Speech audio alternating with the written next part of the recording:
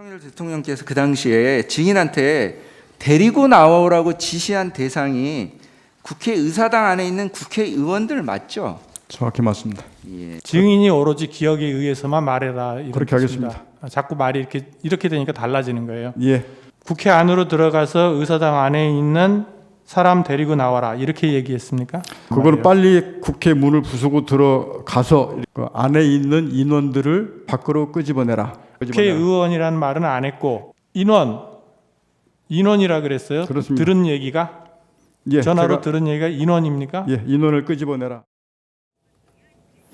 자, 그동안에는 안에 있는 의원이냐 요원이냐 이걸 갖고 논란이 있었거든요. 근데 어제는 또 인원이요? 네, 맞습니다. 지금 이제 들으신 것처럼 곽 전 사령관이 어제 탄핵 심판의 증인으로 출석을 했는데요. 윤 대통령이 지켜보는 상황에서도 이제 불리한 증언들을 쏟아냈고요. 변론 내내 고성과 설전이 오갔고 1시간 반으로 예정됐던 그 증인 신문은 결국 2시간이 넘어서야 끝이 났습니다.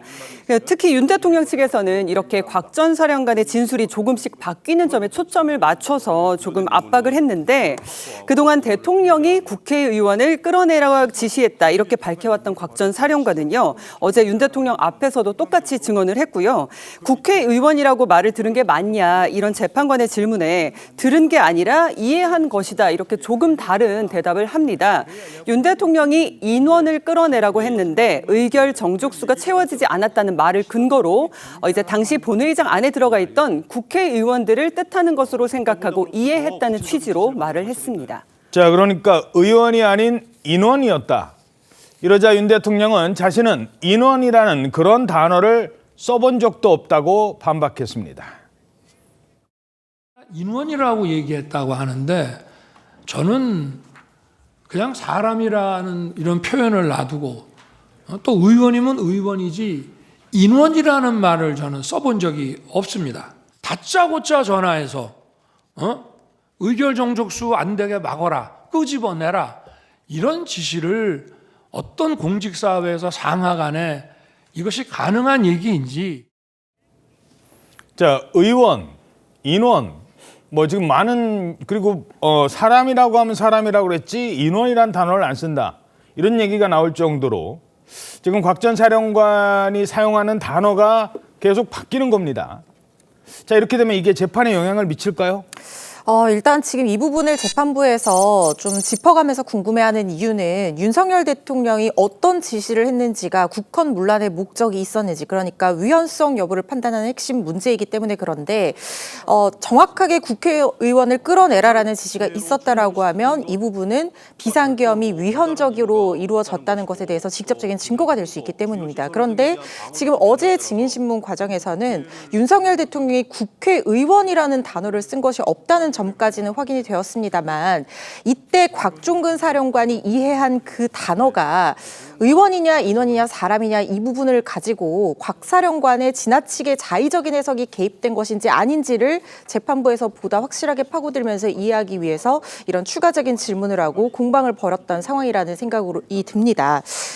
지금 정확하게 결론적으로 말씀드리면 이번 진술에서 용어의 선택이 다소간 바뀐 것 가지고 신빙성이 어느 정도 윤석열 대통령 측에서는 탄핵하려고 할 테지만 완전히 신빙성이 떨어진다라고 단편적으로 판단하기는 아직까지 이른 상황 같고요.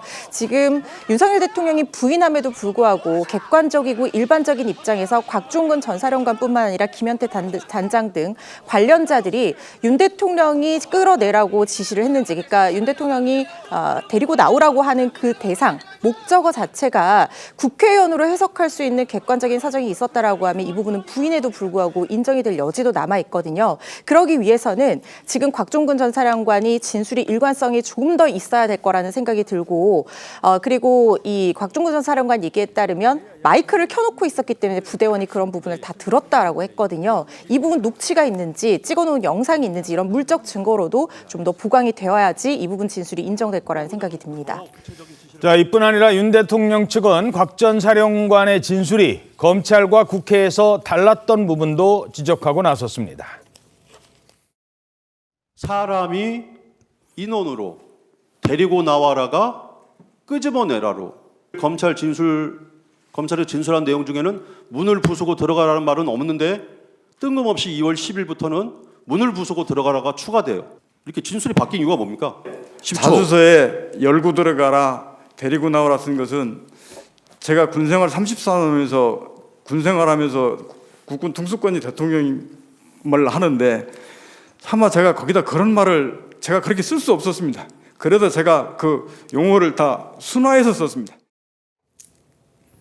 자, 그러니까 진술을 바꾼 거는 대통령에 대한 예우 때문이다. 이런 설명인 겁니까? 예, 그렇습니다. 곽 전 사령관의 진술은 의원 인원 외에도 몇 가지 달라진 게 있었는데 보신 것처럼 이 자수서에는 윤 대통령의 지시가 문을 열고 데리고 나와라라고 기재가 돼 있었는데 이후 증언에서는 문을 부수고 들어가라라는 표현이 추가된 것으로 보입니다. 이 외에도 이 끌고 나가라인지 데리고 나와라인지 이 표현이 다른 부분이 있습니다.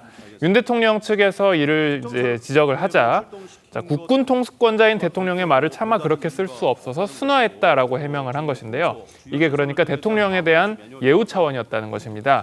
이 같은 대답에 윤 대통령 측이 다시 대통령의 체면을 생각해서 이 과격한 용어를 사용하는 것을 못했다면 왜 국방위에서는 다시 그대로 썼느냐라고 물었습니다. 그러자 곽 전 사령관은 용어를 정확하게 안 쓰니까 자꾸 왜곡했다, 말이 틀렸다라고 하기에 진실되게 가야 한다고 생각해 그대로 말했다라고 답을 했습니다.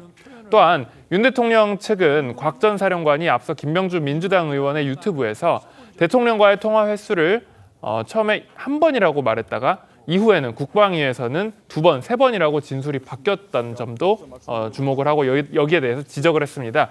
이에 대해서도 이제 곽 전 사령관이 대답을 했는데 대통령과의 2번째 통화가 어떤 영향을 미칠지에 대해서 너무 잘 알았기 때문에 유튜브에서 할 이야기는 아니다라고 판단해 그렇게 얘기를 했다라고 답변했습니다.